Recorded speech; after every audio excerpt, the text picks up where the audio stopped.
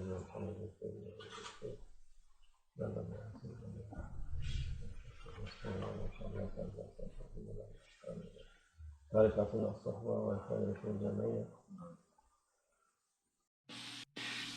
اللہ الرحمن الرحیم۔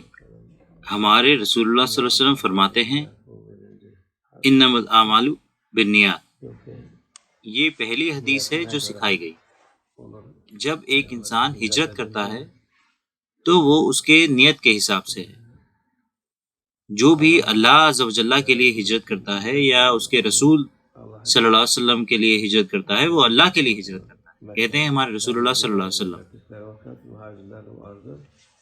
اس وقت بہت مہاجر تھے جنہوں نے مکہ سے مدینہ ہجرت کی۔ جو بھی اللہ کی رضا کے لیے، کیونکہ یہ ہمارے رسول اللہ صلی اللہ علیہ وسلم کا حکم تھا، ہجرت کر سکا، اس نے وہ کی۔ جیسے کہ ہمیشہ ہی ہوتا رہا ہے، ان کے آس پاس وہ لوگ بھی تھے جنہوں نے دنیا کے لیے یا کسی سے شادی کرنے کے لیے جو ان سے پہلے ہجرت کی، جنہوں نے ان چیزوں کے لیے ہجرت کی۔ ان کی ہجرت ان چیزوں کے لیے تھی، یہ اللہ کی رضا کے لیے نہیں تھی، لیکن دنیا کے لیے تھی، ان کے خود کے فائدے کی۔ اللہ لوگوں کو ان کی نیت کے حساب سے اجر دیتا ہے، اس لیے نیت خالص ہونی چاہیے۔ ہم جو بھی کریں وہ اللہ کی رضا کے لیے ہونا چاہیے۔ ہماری نیت اللہ کی رضا پانے کو ہونا چاہیے، ہم چاہے جو بھی کریں، کیونکہ اگر آپ کچھ بھی چیز کریں گے تو وہ نہیں تو بیکار ہی نکلے گی۔ اگر آپ کو اجر ملے گا تو وہ اتنا بڑا نہیں ہوگا۔ وہ چیز جو خالص نیت کے ساتھ اللہ کی رضا کے لیے کی جاتی ہے، وہ اللہ قبول کرتا ہے اور اس کا اجر دیتا ہے۔ نہیں تو اگر ہم کچھ کام کرتے ہیں اور اس کی نیت اللہ کے لیے ہے، لیکن اس کو کرتے وقت ہم یہ بھول جاتے ہیں اور دوسرے راستے پر نکل پڑتے ہیں، تب لوگ نقصان میں ہوں گے۔ اور کوئی بھی کام شروع کرنے سے پہلے لوگوں کو اللہ کی رضا کے لیے اس کو شروع کرنا چاہیے، چاہے وہ جو بھی ہو، کوئی پارٹنرشپ ہو یا کچھ بھی۔ اگر وہ لوگوں کے ساتھ مل کر کام کریں گے تو شیطان بعد میں کہے گا کہ آپ بہتر کام کر رہے ہیں، آپ یہ ہیں، آپ وہ ہیں، اور ان کی نیت خراب کر دے گا۔ جب نیت خراب ہو جاتی ہے تو زیادہ تر وقت کام بھی خراب ہو جاتا ہے۔ نیت خراب ہوتی ہے تو یہ خراب ہوتا ہے، اور پھر جو کام شروع کیا تھا اس کا آخر اچھا نہیں ہوتا۔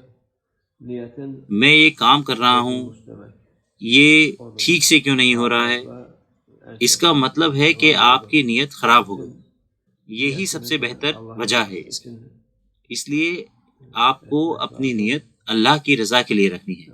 اگر یہ کامیاب ہوتا ہے تو آپ فائدے میں ہیں، اگر یہ کامیاب نہیں ہوتا، اللہ آپ کو پھر بھی نیت کے حساب سے اجر دے گا۔ اللہ ہماری نیت خالص رکھے۔